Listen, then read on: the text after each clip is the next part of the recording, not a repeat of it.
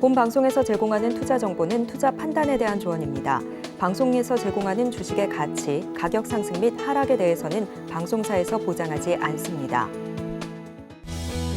여러분 안녕하세요. 오늘도 장마감 끝까지 든든하게 함께하겠습니다. 마감인반 60분의 승부 최슬기입니다. 미국의 물가 지표가 시장 예상대로 둔화세를 보이면서 오늘 우리 증시도 그 상승 탄력을 이어받고 있는 모습인데요. 지금 이 시각 현재 시장 상황부터 먼저 체크해 보도록 하겠습니다. 자, 우선 살펴볼 건 가장 빨갛게 빛나고 있는 해운주들입니다. 코로나19 팬데믹 시기에 이 기록적인 주가 급등세를 보여줬던 해운주. 하지만 이 경기 침체 우려가 커지면서부터는 주가 움직임이 다소 좀 지지부진했는데요. 물류 수요 감소로 향후에 영업 적자 가능성도 거론이 되어 왔습니다. 하지만 오늘은 다른데요. 지금 현재 7%대 강세를 보이고 있는 HMM 필두로에서 지금 또 역시나 강한 상승세 보여주고 있는 펜오션, 흥하해운, 대한해운 등도 빨간불 켜주고 있습니다. 오늘 증권가에서 발틱 운임 지수가 올해 2분기부터 본격적인 상승이 기대된다라는 전망을 내놓은 게 주가 상승의 재료가 되고 있는 것으로 보입니다. 이 지수가 높으면 높을수록 해운 경기가 호황기라고 해석해 볼 수 있습니다. 자, 해운주들 이렇게 전반적으로 좀 빨갛게 물들어 있는 상황인데요. 오늘 건설기계 관련주들의 움직임도 심상치가 않습니다. 오늘도 강세를 보여주고 있는 상황인데 우크라이나 재건 기대감이 오늘 주가 상승의 동력이 되고 있습니다. 일부 언론이 정전을 위한 러시아와 우크라이나 간 정상회담이 2월 중에 열릴 수도 있다라고 전했는데요. 이 소식에 힘입어서 현대건설기계 지금 7%대 오름세 보여주고 있고요. 현대두산인프라코어도 3%대 강한 모습입니다. 우크라이나 재건 및 이렇게 건설기계 관련주들 강한 모습 보여주고 있는 반면에 오늘 제약주들은 다소 움직임이 둔화되어 있는 상황입니다. 렘데시비르 관련주인 에스티팜 비롯해서 진단키트 관련주인 휴마시스 현재 2%대 하락하는 등 코로나19 관련주들이 대체로 하락하는 모습들 보여주고 있습니다. 오늘 시장 저와 함께 간략하게 짚어보셨습니다. 시장 전체로 본다면 일단 상승세가 좀 돋보이는 상황이긴 한데 지금 이 시장에서는 대체 어떤 전략을 짜면 좋을까요? 오늘도 마감인반 60분의 승부와 함께해 주시길 바랍니다. 마감인반 60분의 승부 생방송은 지금 유튜브로 함께하실 수 있습니다. 유튜브에서 서울경제TV 검색하신 후에 실시간 스트리밍으로 함께해 주세요. 자, 그럼 마감인반 60분의 승부 시작합니다.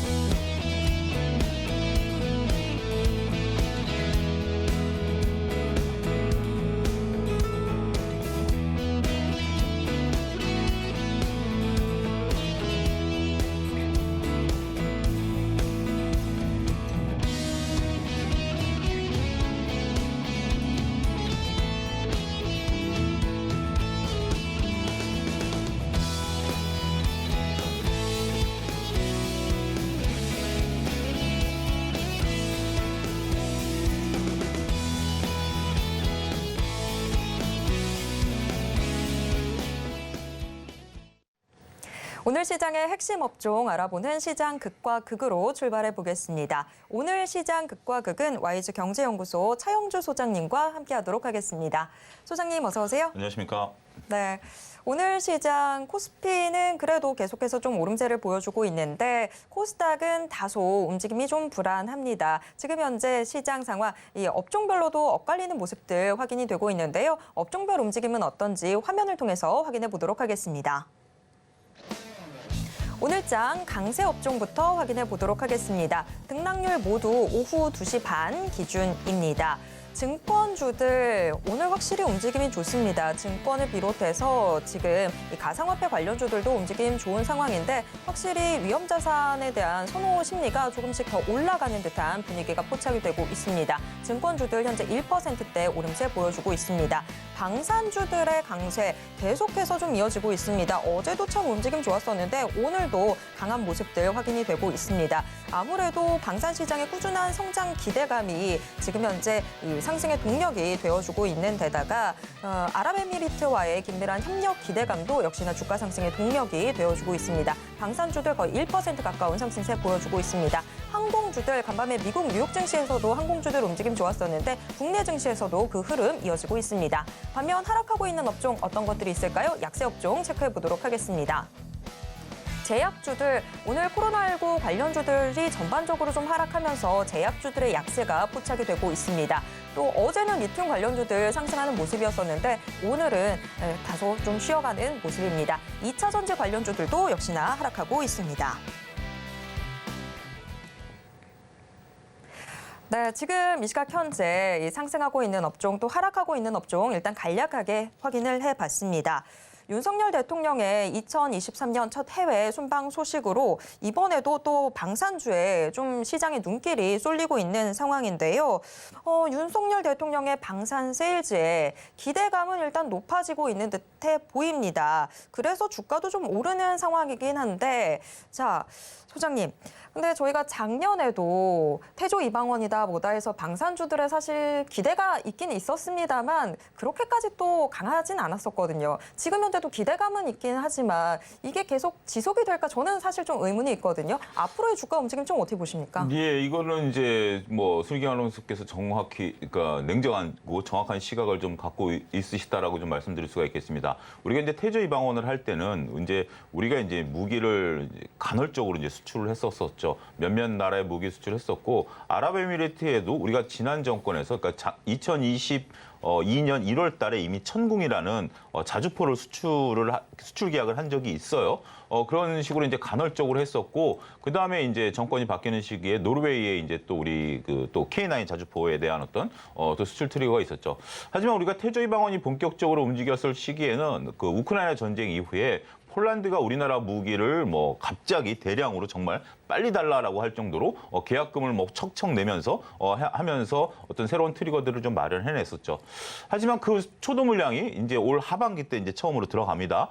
그렇기 때문에 이 매출이 잡히는 시간이 상당히 길다라는 것들을 많은 투자자분들이 이제 인식을 한 거죠. 더군다나 이번에 윤석열 대통령께서 아랍에미레이트 연합을 이제 방문하시는데 아마 취임하시고서 경제 외교로는 처음인 것 같아요. 여기에 또 많은 그 경제 단체 분들이 따라가고 여기서 우리가 기대감을 가지니까 대통령실에서도 일단 좀 선을 걷어요. 여기서 직접적인 계약이 이루어질 것은 없다라고 선을 걷고 그 대신 MOU가 이제 체결될 가능성은 있다라는 거죠.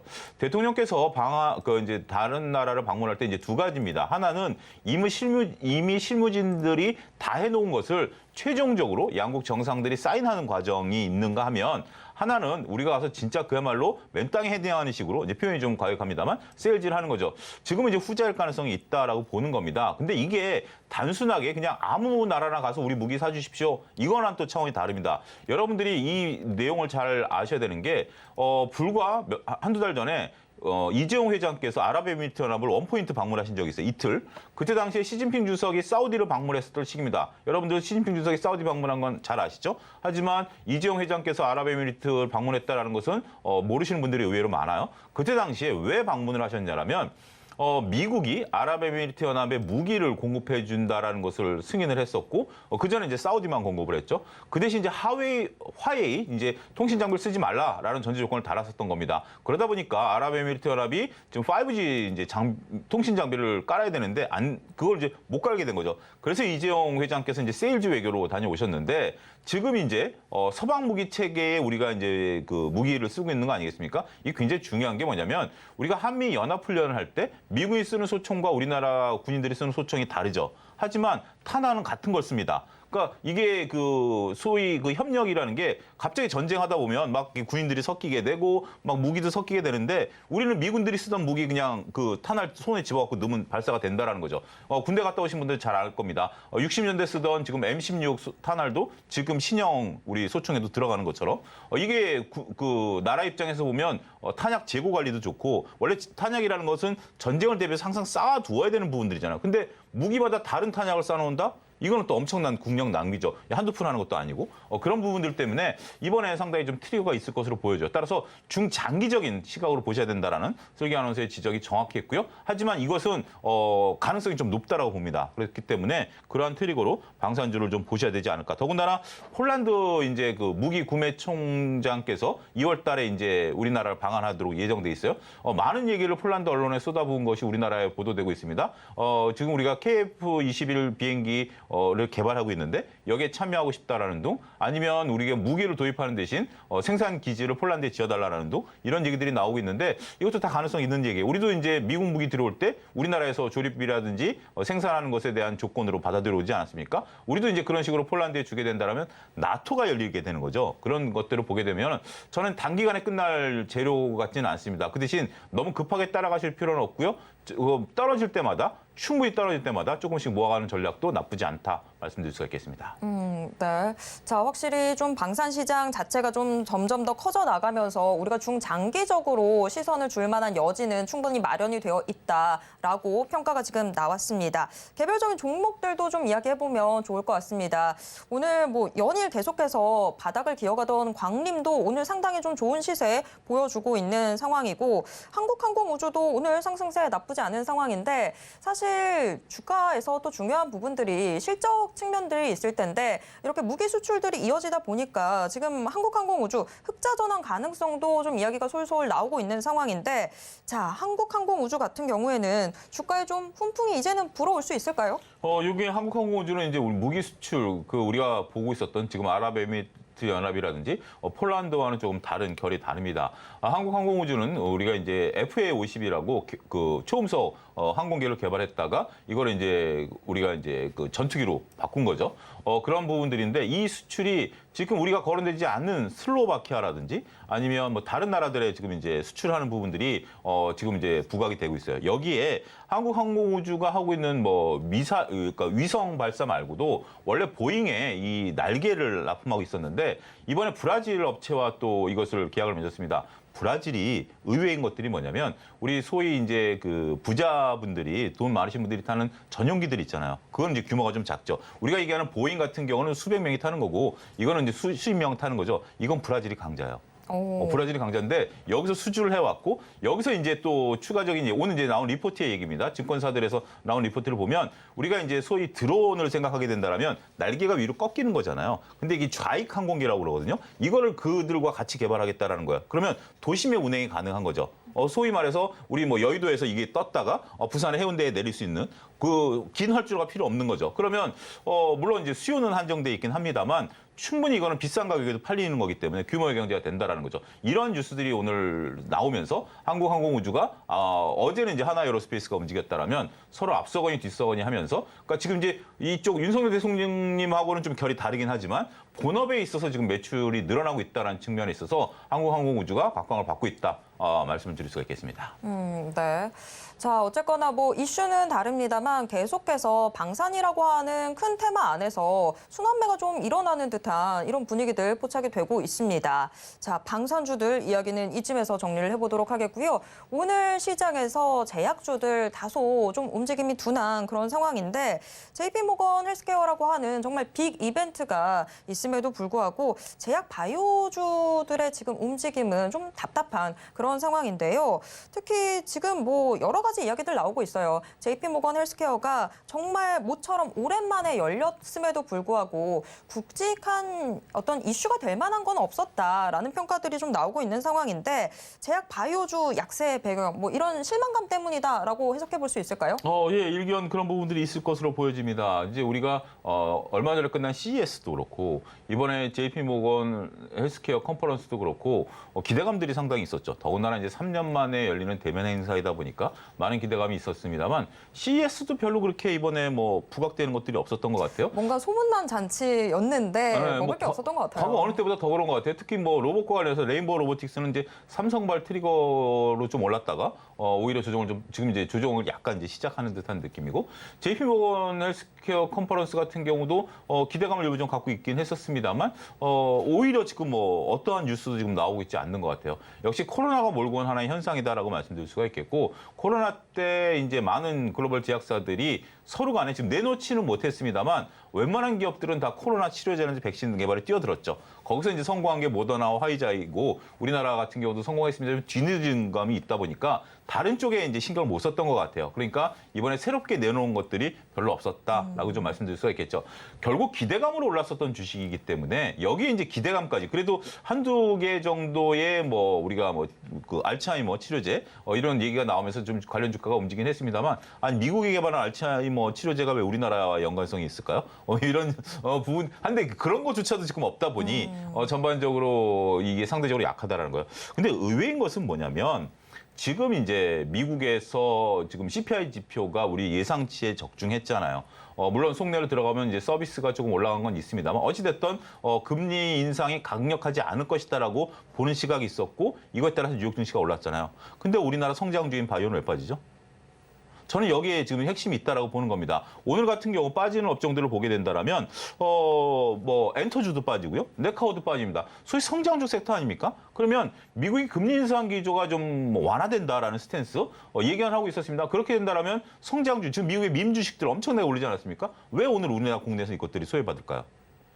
결국 우리나라 투자자분들도 이제는 금리가 아직까지 이제 이 피본 얘기를 지금 끝낸다라는 것은 뭐 굉장히 빠른 얘기입니다만 금리가 안 오른다라는 것도 성장주에는 호재다라고 얘기하는 일부 유튜버분들께서 계신데 이제 많이 현명해지셨다라는 거죠. 단순하게 이러한 성장 섹터가 이익에 기반하지 않고 단순하게 금리 인하라든지 금리 인상 기조가 꺾인다라고 성장주가 간다? 이제 이런 도식들은 안 본다라는 거죠. 그렇기 때문에 저는 이런 것들이 안 올라가는 게 주식시장의 악재가 아니라 오히려 많은 투자자분들이 현명해지시고 재무제표를 보고 주식을 고르려고 하는 노력들을 하고 계신 게 아닌가 저는 오히려 긍정적으로 보입니다. 왜냐하면 이쪽 섹터가 솔직히 지금 이익이 안 나고 있기 때문에 이런 말씀을 좀 드린다라고 말씀드릴 수가 있겠습니다. 네. 자, 오히려 우리 주식시장이 조금 더 현명해지는 모습들을 보여주고 있는 것 같다. 성장주들이 단순히 금리 인상 인하라는 이슈만으로 움직이기에는 조금 이 과도한 일반화의 오류가 있는 것 같다라고 좀 지적을 해주셨는데, 자, 제약 바이오주 같은 경우에 연초면 늘 항상 기대감을 갖게 하는 분위기들이 있었습니다. 하지만 그 기대감은 정말 기대감으로 그치고 몇 년째 계속 일반 투자자들의 눈물 짓게 하는 그런 테마가 되고 있는 상황인데 그래도 바이오시밀러 분야의 확대는 저희가 좀 주목해 볼 만하지 않나라는 생각이 듭니다. 그런 의미에서 삼성 바이오로직스에 대한 시장의 관심도 같이 좀 높아지고 있는 상황인데 삼성 바이오로직스 같은 경우에는 최근에 주가 흐름 좀 어떻게 보셨을까요? 우리가 삼성 바이오로직스를 2년째 주봉으로 보시게 된다면 상당히 답답할 수도 있습니다.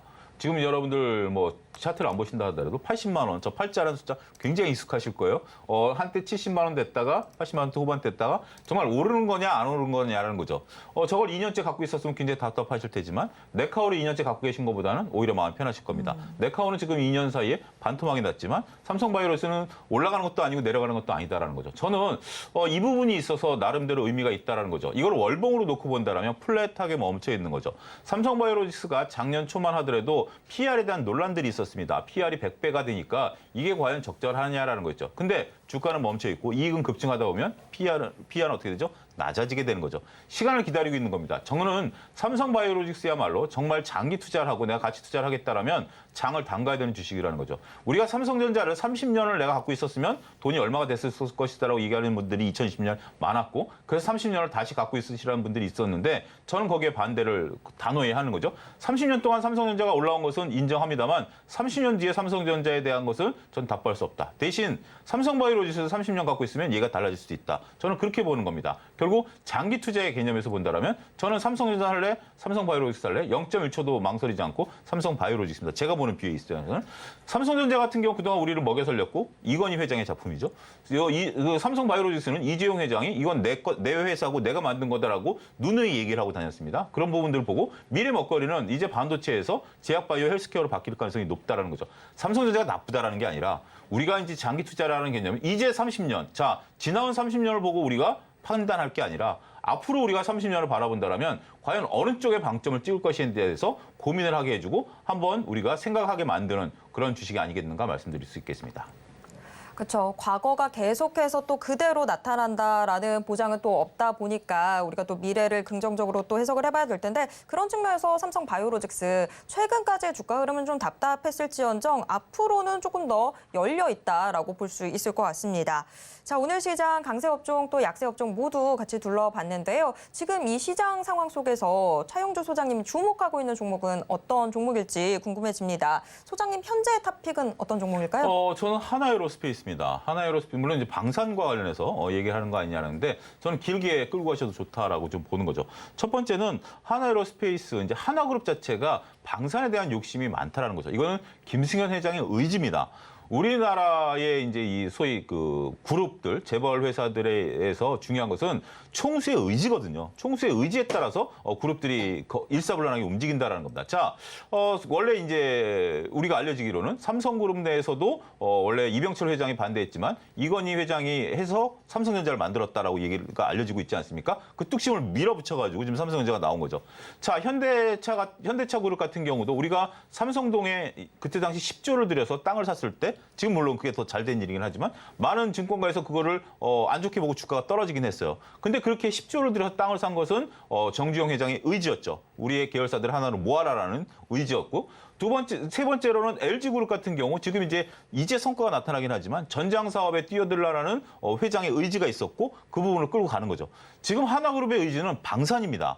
지금 김승현 회장은 수차례 이제 방산에 대한 것들이 있었고 원래 하나그룹이 한국화약그룹의 약자잖아요. 원래 이제 우리가 공선약세는 발파용 화약이라든지 그다음에 이제 군대에 들어가는 화약이라든지 제가 대학 다닐 때 많이 썼던 최루탄이라든지 이런 것들을 만들어 왔던 회사예요. 그래서 이쪽 무기 체계에 대해서 굉장히 관심이 많았던 거죠. 얼마 전에 한화에 있었던 방산을 하나 에어로스페이스로 합병을 했고 그다음에 이제 지금 대조선해양을 인수하는 과정에 있어서 여러 가지 이제 방산 잠수함 쪽까지 이제 갖고 오겠다라는 얘기들을 계속하고 있죠.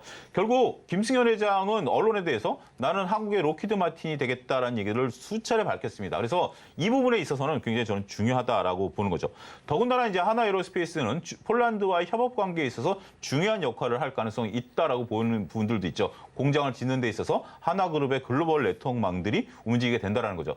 이번에 하나솔루션 같은 경우 OCI를 제치고 미국에 공장을 짓겠다. 결국 하나그룹의 글로벌 네트워크가 통했다라고 보는 것들이죠. 이런 부분들을 여러분들 잘 보셔야 되겠고 마지막으로 제가 그 하나그룹에 대해서 제가 최근에 언급하는 횟수들이 좀 많아지고 있는데 하나솔루션도 마찬가지고요. 하나그룹의 이제 승계구도와 관련이 있다라는 거죠. 하나그룹 같은 경우 이제 자제분들이 세 분이시죠. 여러 가지 언론에 여러 가지 회자에 됐었던 분들이긴 하지만 어찌됐든 경영권을 좀 인수받아야 되는 입장에서 장남에게 지금 방산을 물려주고 그다음에 이제 그 태양광은 또 다른 분에게 물려준다라는 것으로 가게 된다라면 결국 장자 승계가 된다라면 이게 어떠한 모습으로 나타나게 될지 여러분들이 잘 보셔야 되지 않을까 말씀드릴 수가 있겠습니다. 네. 자, 차용주 소장님이 아주 힌트 제대로 남겨주셨는데요. 하나 에어로스페이스 같이 주목해 보도록 하겠습니다. 지금까지 YG경제연구소 차용주 소장님과 이야기 나눴습니다. 소장님 고맙습니다. 감사합니다.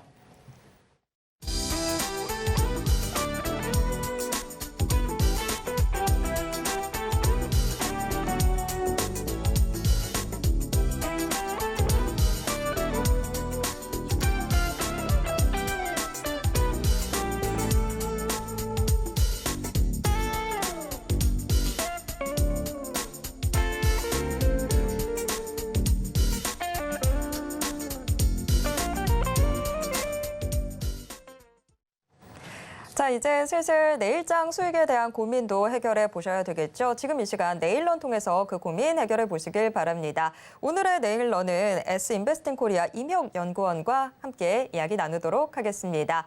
자, 연구원님 안녕하세요. 네, 반갑습니다. 네. 자, 저희가 앞서서는 오늘 시장을 분석을 해봤는데요. 이제는 내일장 문 열리면 대체 어떤 업종과 종목에 주목하면 좋을지 그 고민 해결해 보도록 하겠습니다. 우선 업종부터 화면을 통해서 공개하겠습니다. 내일장 시초가 공략 업종 지금 공개하도록 하겠습니다. 자, 정말 미래 기술들이 이제는 증시에서 손쉽게 찾아볼 수 있게 된 것 같은데요. 자율주행 관련주가 선정됐습니다. 최근에 임용 연구원이 CES 이슈와 더불어서 계속해서 로봇 관련주, 지금 자율주행 이런 이 미래 기술들 집중 조명해주고 계신 상황인데요. 자, 월요일장 자율주행 관련주들의 이 상승을 기대해 볼 만한 배경 뭔지 좀 자세히 짚어주시죠. 네, 제가 지난번 방송 때 그 CES 2023으로 또 로봇 관련주들을 좀 살펴봐야 된다라고 제가 말씀을 드렸었는데, 일단 자율주행 섹터나 그리고 5G 섹터나 여러 섹터들이 많은데, 앞으로 전망이 좀 좋지만 그 단기적으로 좀 이슈를 받기는 좀 힘들겠죠. 자, 그래서 제가 로봇 관련주를 공략을 좀 하셔야 된다고 말씀드렸었는데, 자, 그래서 레인보우 로보틱스 공략을 제가 또 해드렸습니다. 자, 그래서 지난 방송 때 제가 45,000원에 진입하라고 공략을 해드렸었는데, 자, 최고 한 57,100원까지 상승 흐름을 또 보여주면서 68.89% 정도 이제 수익이 나셨을 겁니다. 자, 그래서 스토리를 통해서 예측하는 것이 지금 시장에서는 특히나 가장 중요한데요. 자, 그래서 이번 주는 또 어떤 것들을 또 지켜봐야 하나 말씀을 좀 드리자면, 이번 주는 또 자율주행 관련 섹터를 공략을 하시는 것이 좋겠습니다. 자, 이 많은 섹터 중에서 이번에는 이번 그 다음 주까지 그 자율주행을 봐야 되나 말씀을 좀 드리자면, 우선 이번 이슈에 현대차 그 그룹 회장이 또 미국 유력 자동차 매체로부터 해서 그 전 세계 자동차 산업에 가장 영향력 있는 인물로 꼽혔죠. 자, 그래서 전 세계 자동차 업계에서 영향력 있는 그 50명을 선정을 하고 또 순위를 매겨서 그 1위를 정하게 되는데, 자, 그 중에서 일론 머스크나 제너럴 모터스 회장이나 여러 유명한 이제 회장들이 많죠. 자, 이 분들을 제치고 1위를 했습니다. 자, 그 모습에 더불어서 또 현대차 그룹 경영진 다수가 또 순위에 올랐다는 이제 그런 이제 소식도 나왔습니다. 자, 그렇게 된다면 또 현대차에서 주목을 하고 있는 사업이 뭔가를 좀 살펴봐야겠죠. 자, 현대차는 현재 여러 가지를 또 집중을 해서 이제 하고 있지만, 일단 자동차 그리고 전기차에 또 관심을 주고, 그리고 전기차에 또 필수가 나중에 될 것이 자율주행에 좀 집중을 하고 있구나라고 이제 저는 생각을 하고 있습니다. 또 이번에 정부에서 자율주행을 또 위해서 그 해외 주요 자율주행 기업 모셔널이라고 있는데 첫 만남이 있었죠. 자, 모셔널 같은 경우는 현대자동차와 자율주행 시스템 개발사인 그 미국 앱티브의 합작을 통해서 이제 설립이 됐습니다. 그래서 설립때 이제 자율주행 전문 업체라고 좀 보시면 되겠는데, 그래서 모셔널에서 현재 라스베가스를 중심으로 해서 그 부름이 오는 이제 호출형 자율주행 택시 서비스를 공급을 현재 하고 있습니다. 자, 그 논의 내용이 그 미국의 자율주행 기술 수준과 또 정책 방향을 직접적으로 진단을 좀 해보고, 자, 오는 2025년에 그 자율주행 버스 셔틀을 도입을 하고, 또 2027년에는 완전 자율주행 상용화를 또 목표로 추진 중인 이제 정부 정책이 있죠. 자, 그래서 정부 정책과 그 실행 전략을 점검해보자라는 취지로 좀 이루어졌다라고 좀 볼 수가 있겠고요. 또 이번에 만남은 또 정부와 그 해외 주요 자율주행 기업이 만난 게 처음이라는 점에 좀 집중을 하셔야 되고, 또 이 만남으로 인해서 그 원희룡 국토부 장관은 또 2024년까지 그 안전기준이나 보험제도 등의 레벨 4 기반 그 출시를 기반으로 완비를 해서 불확실성을 제거를 한다는데, 우선은 우리가 이제 상용화가 될 때, 이제 자율주행이 상용화가 된다면은 만약에 사고가 나면은 운전자가 운전을 하지 않았는데 이 책임을 누구한테 물 것인지, 그거에 대한 이제 보험 처리는 어떻게 될 것인지, 이런 것들을 이제 그 기반을 좀 해서 완비를 한다고 보시면 될 것 같습니다. 자, 그래서 또 강릉시의 경우는 이제 9일이었죠. 자, 9일부터 그 자율주행 차량 시범 운행이 진행이 됐었습니다. 한 5대 정도가 이제 진행이 됐었는데, 버스 2대랑 그 승용차 3대로 이제 됐다는 이제 소식이 있었습니다. 자, 국내 도입이 그래서 이렇게 자율주행도 이제 국내 도입이 서두르고 있는 모습이 있죠. 자, 그래서 자율주행 관련 종목이 단기간으로 좀 크게 움직일 가능성이 높다고 판단을 하고 있고요. 또 앞으로 자율주행은 또 미래 먹거리 사업이죠. 자, 그래서 당장의 이슈가 나와주지 않으면서 부진한 모습을 보이더라도 이슈는 앞으로 지속적으로 나와줄 수밖에 없는 그런 섹터라고 보시면 될 것 같고, 자, 그리고 적어도 2030년까지는 이제 그 전기차의 그 모든 차량을 내연기관차에서 전기차로 이제 이동을 하게 되는데, 2030년까지는 그래서 꾸준한 자율주행 섹터가 움직임이 기대가 되기 때문에 자율주행 섹터를 노리시는 것이 좋다 판단을 하고 있습니다. 네, 미래 먹거리인 이 자율주행 사실 이미 현실로 좀 많이 들어와 있다 싶은 게 상암에도 지금 자율주행 택시가 시범 운영을 하고 있어서 종종 길 가다가 보게 되거든요. 자, 이렇게 우리한테 이미 많이 다가와 있는 이 자율주행 테마, 그중에서도 우리가 어떤 종목에 눈길을 주면 좋은지 지금 화면을 통해서 공개하도록 하겠습니다. 내일장 시초가 공략 종목 지금 공개하겠습니다. 원래는 핸드폰 이 카메라 모듈을 주력으로 했었던 곳이죠. 캠시스가 선정됐습니다. 캠시스 오늘 하루 동안의 주가 움직임 좀 살펴보면요. 장 초반에는 그래도 좀 오름세를 보여주던 상황이었었는데 금세 하락 전환해서 장중 내내 지금 계속해서 파란불 켜고 있습니다. 그래도 낙폭은 그렇게까지 크지 않습니다. 현재 0.5%대 하락하면서 1,900원 선에서 움직임 형성하고 있습니다. 네, 월요일장 시초가 공략 종목으로 캠시스 선정해 주셨습니다. 캠시스 테슬라의 고해상도 레이더 센서 도입 소식으로 인해서 주가가 큰 움직임을 보여주기도 했었는데요. 캠시스, 저희가 좀 상승을 노려볼 만한 이슈 어떤 것들이 있는지 자세히 설명 부탁드립니다. 네, 일단은 캠시스 같은 경우는 대표적으로 휴대폰용 카메라 모듈, 그리고 생체 정보 인식, 그리고 정보 보안 기술 응용 제품, 그리고 전기 자동차와 관련해서 핵심 부품에 대한 사업을 영위를 하고 있습니다.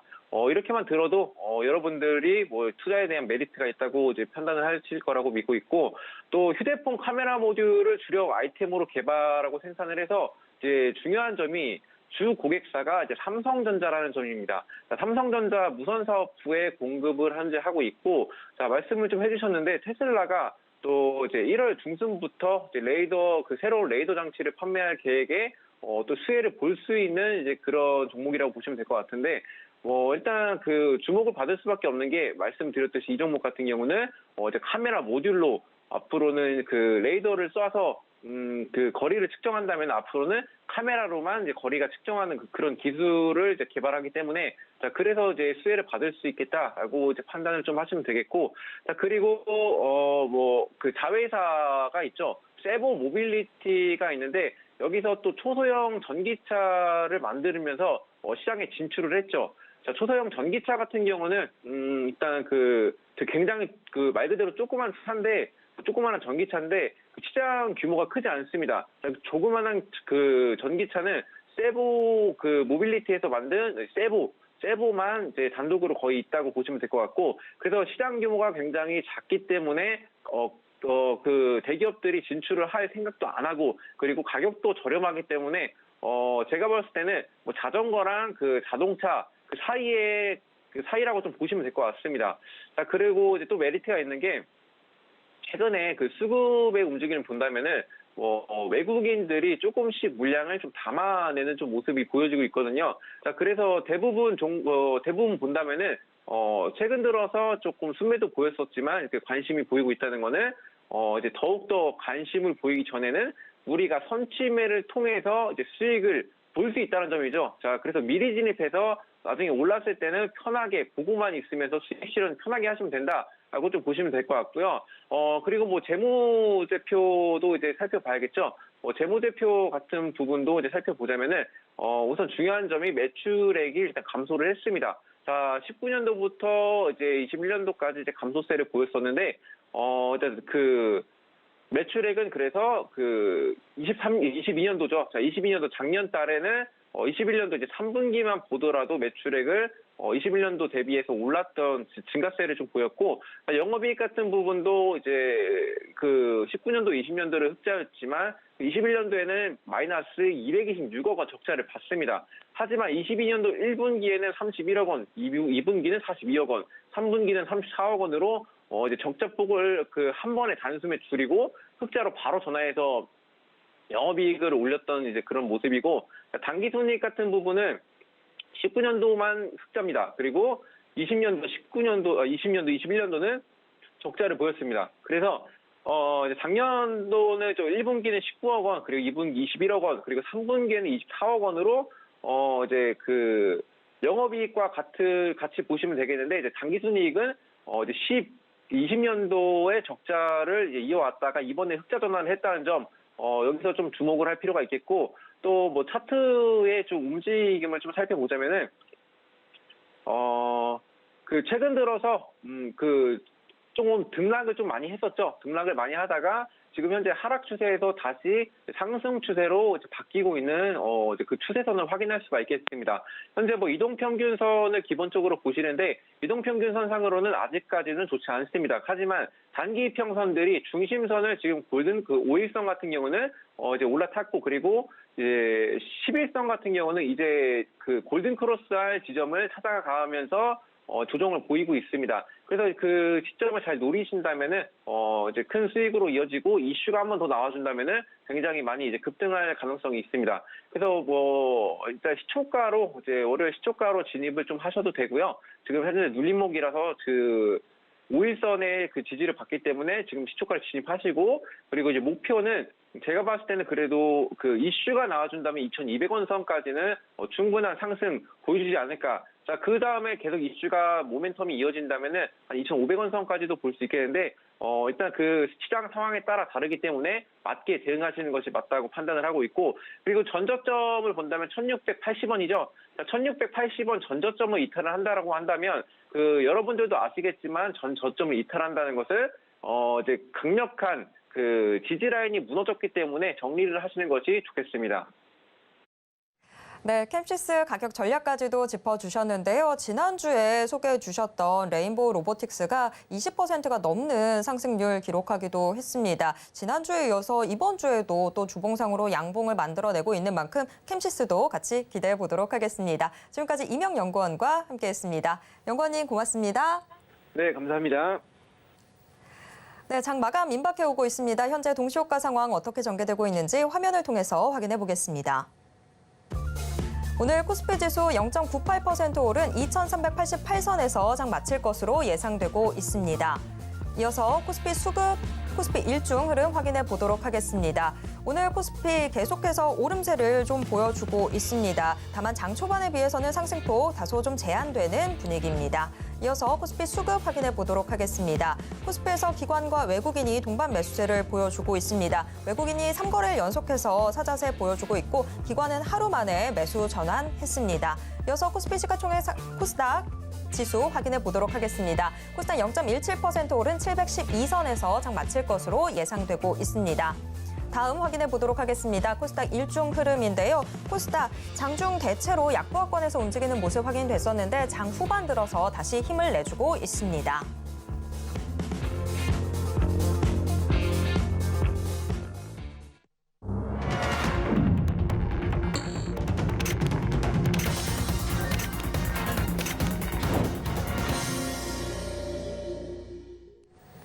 네, 이번 코너는 이정수의 신의 한 수 시간입니다. 매일 장마감 이후 이정수 전문가가 시장 분석과 함께 특징주들 짚어드리고 있는데요. 지금 이정수 전문가 전화 연결되어 있습니다. 전문가님 안녕하세요. 네, 안녕하세요. 신의 한 수의 이정수 전문가입니다. 네, 오늘 코스피, 코스닥 일단 뭐 상승 마감하는 그런 분위기였는데요. 코스닥 시장은 그래도 장 중반에는 다소 좀 불안했던 흐름이 포착이 됐습니다. 그래도 좀 마감 상황 자체는 나쁘지 않았던 것 같은데 오늘 시장 좀 어떻게 보셨는지 가져오신 특징주와 함께 분석 부탁드립니다. 네, 어제 CPI 지수 발표가 예상치에 부합하는, 어쨌든 6개월 연속 인플레이션이 조금 이제 둔화가 될 수 있을 만한 물가가 좀 잡히는 모습들을 지금 보여주고 있거든요. 그래서 미국 시장도 올라가는 이유가 타당하다, 뭐 이런 이제 기사들로 강세를 지금 보이고 있는데, 그러니까 근거 있는 자신감으로 간다라는 얘기죠. 물론 이제 다 기대감으로 움직이는 게 원래 주식시장이라 그걸 가지고 뭐 그게 얼마나 가겠느냐, 뭐 이게 비관적으로 볼 필요가 없습니다. 그냥 눈에 보이는 대로만 보면 되는 거예요. 유럽 시장이 꺾이면 그때 조심하면 되는 거고요. 뭐 꺾인다고 해서 유럽 시장이 뭐 이런 식으로 꺾일 것도 아니고 뭐 조정받아봤자 뭐 이 정도 받거나 이 정도 받다가 또 올라가겠죠 뭐. 뭐 그렇게 봐야 되는 거지. 여기서 이렇게 계속 올라간다고 그래 무조건 유럽 시장은 급락할 거야 이렇게 바라보는 사람들도 없을 거란 말이에요. 그렇게 떨어지지도 않을 거고, 그리고 뭐 떨어지기 시작해야 뭐 조금이라도 긴장을 할 텐데 유럽 시장은 뭐 그냥 계속 5일선 타고 열심히 올라가고 있는 중입니다. 유럽 시장이 강하니까 미국 다우존스도 원래는 여기까지 돌파를 다들 기대를 안 했는데 이제 은근슬쩍 유럽 시장 올라가니까 다우존스 돌파 할 수도 있겠는데 이제 기대감도 이제 가지고 있는 그런 이상한 시장이 돼 버렸는데요. 그것 만약에 다우존스가 고점을 돌파한다 그러면 나스닥도 여기 있으면 안 되죠. 돌파가 되겠죠. 물론 돌파가 되면 좋다라는 얘기고요. 안 되면 뭐 그렇다고 나쁠 것도 없습니다. 급락만 없으면 돼요. 미국 시장도 그냥 여기서 왔다 갔다만 해줘도 우리나라 시장은 올해 엄청나게 매매하기 좋은 한 해가 될 겁니다. 왜냐면 얘네들이 이것만 안 나오면 돼요. 유럽 시장, 미국 시장 여기 깨져서 일로 급락, 일로 깨져서 일로 급락. 이것만 안 나오면 올해는 엄청나게 좋은 매매장입니다. 근데 그 얘기를 작년부터 얘기를 했었습니다. 그 얘기는 작년 일본 시장 그리고 우리나라 시장 2001년도 그런 박스권장과 똑같은 흐름들이 나올 거다. 이 얘기를 작년도 11월 달서부터 미리미리 얘기를 했고요. 그때는 이제 예측이었으나 지금은 거의 그런 부분들이 확신으로 돌아서고 있습니다. 왜냐하면 어제도 얘기했고 그저께도 얘기했고 했지만 지금 종목들의 테마주들, 바닥에 있는 종목들 이렇게 줌 인터넷처럼 이렇게 바닥에 있다가 급등 나오고 이런 애들이 매일 나와요 지금. 매일 이렇게 바닥에 있다가 어저께도 바닥에 있다가 뭐가 급등 나오고 이런 애들이 돌아가면서 계속 나오는데 어쨌든 바닥에 있었던 역배열 급등주 패턴이라고 그러는데 바닥에 있던 종목들이 저렇게 돌아가면서 급등이 나오는 흐름과 그렇다고 업종의 대표주가 무너지는 것도 없고 업종의 대표주들도 다 흐름들이 돌아가고 있는 흐름들. 근데 상승장은 아닙니다. 박스권장이지.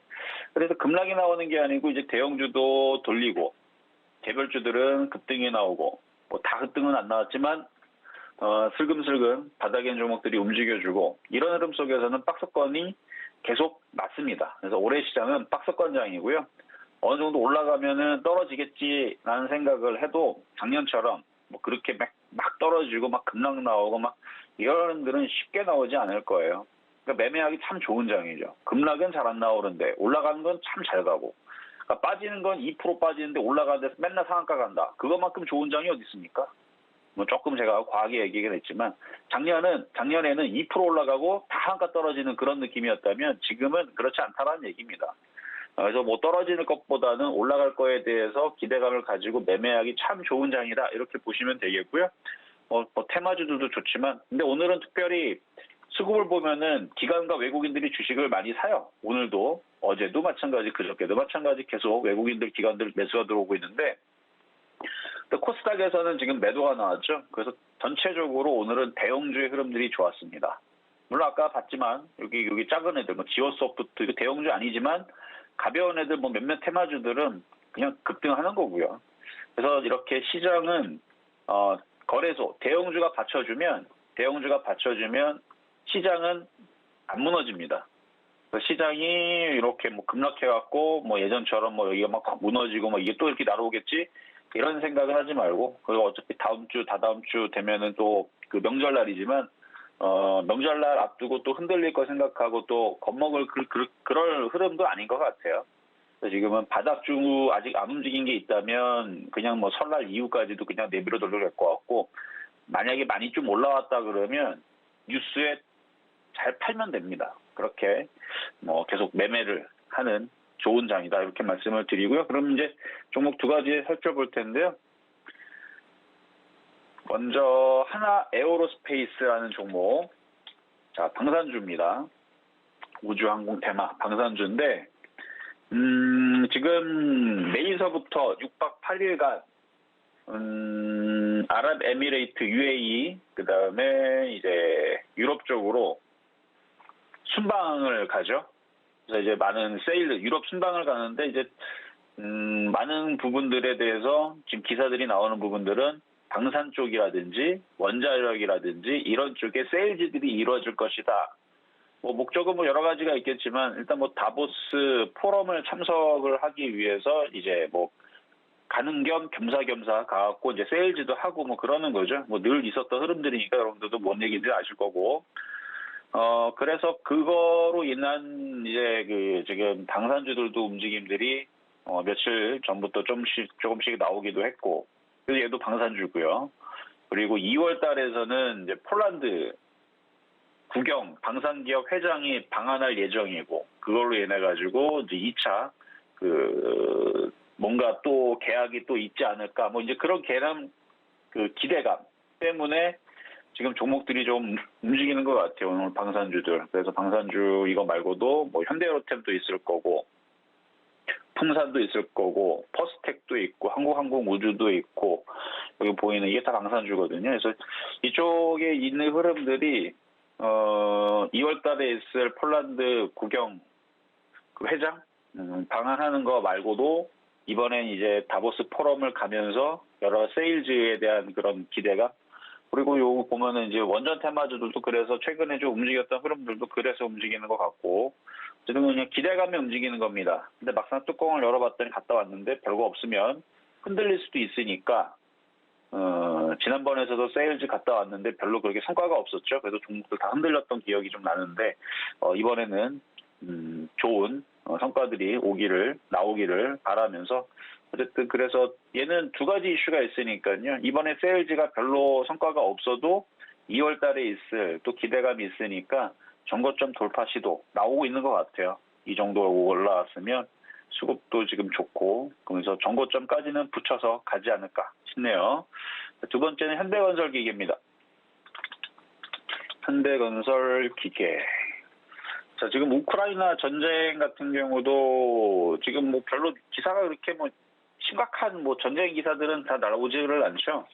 겨울이라서 추워서 전쟁 안 하나 본데, 트루키의 주재 우크라이나 대사가 우크라이나와 그 정전을 위해서 양국 정상회담이 2월 24일 날 열릴 수도 있다 이렇게 밝혔다고 합니다. 그래갖고 지금 우크라이나 정전 그 관련주들 뭐 종전하게 되면은 거기에 대한 수혜에 대한 뭐 기계주들이 있죠. 그래서 그쪽 애들이 지금 움직이는 게 지금 어제 오늘 좀 나오는데, 요것도 전고점까지는 붙일 것 같아요. 뭐 돌파하는 흐름들은 뭐 나오면 좋은 거고, 안 나오면은 다시 흔들리면 다시 또 사는 종목이고 박스권입니다. 수급은 좋으니까 돌파 가능성이 있을 것 같아요. 그래서 갖고 있는 분들은 잘 가져가시면 되겠고요. 자, 세 번째로는 풍산. 7월 25일, 작년 7월 25일 날 풍산이라는 종목을 바닥에 했을 때 추천해드렸던 종목인데, 그때는 너무너무 안 움직이고 막 지겨웠던 종목인데 어느덧 30%가 넘게 수익이 났습니다. 그냥 바닥에 있는 거 그냥 주워 담은 거거든요. 탄피 관련주. 그래서 방산 관련주들이 움직이니까 잘 가니까 이것도 이제 슬슬 가는데, 이거 만약에 지금까지 가지고 있다면 방산주들 꺾일 때까지 그냥 내비로 더 보세요, 한번. 왜냐면 다른 애들은 되게 잘 가니까. 그리고 35,000원 넘어가면 그때 다시 한 번 더 설명하도록 하겠고요. 자, 그러면 오늘 시장의 점수 한번 정리해 보겠습니다. 시장 점수는 85.5, 매수 포인트 90점수. 그럼 어떤 종목이 좋으냐? 지금 뭐 테마가 너무 많아서 낙폭가대 아무거나 계속 좋습니다. 85.5 평가하도록 하겠습니다. 자, 여기까지 이정수의 신한수였습니다. 네, 이정수 전문가와 더 이야기 나누고 싶으신 분들은 문자 받는 사람 번호에 샵 0082 입력하신 후에 신의 한 수라고 적어서 문자 보내주시기 바랍니다. 지금까지 이정수 전문가와 함께했습니다. 전문가님 고맙습니다. 네, 감사합니다. 네, 마감인반 60분의 승부 1시간 동안 숨가쁘게 달려왔습니다. 참고로 본 방송에서 제공해드리는 정보는 투자 판단에 대한 조언일 뿐 해당 주식의 가치와 수익률을 보장하진 않습니다. 또 서울경제TV, 서울경제신문은 당사의 브랜드입니다. 최근 당사를 사칭하는 피해가 크게 늘고 있습니다. 이에 따른 시청자 여러분들의 각별한 주의 부탁드립니다. 여러분 오늘 하루도 모두 고생 많으셨습니다. 저는 다음 이 시간에 다시 돌아오도록 하겠습니다. 함께해 주신 여러분 고맙습니다.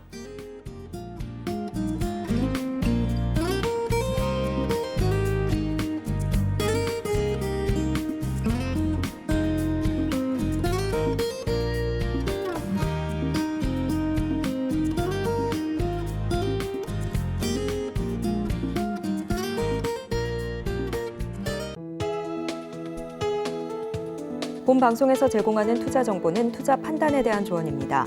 방송에서 제공하는 주식의 가치, 가격 상승 및 하락에 대해서는 방송사에서 보장하지 않습니다.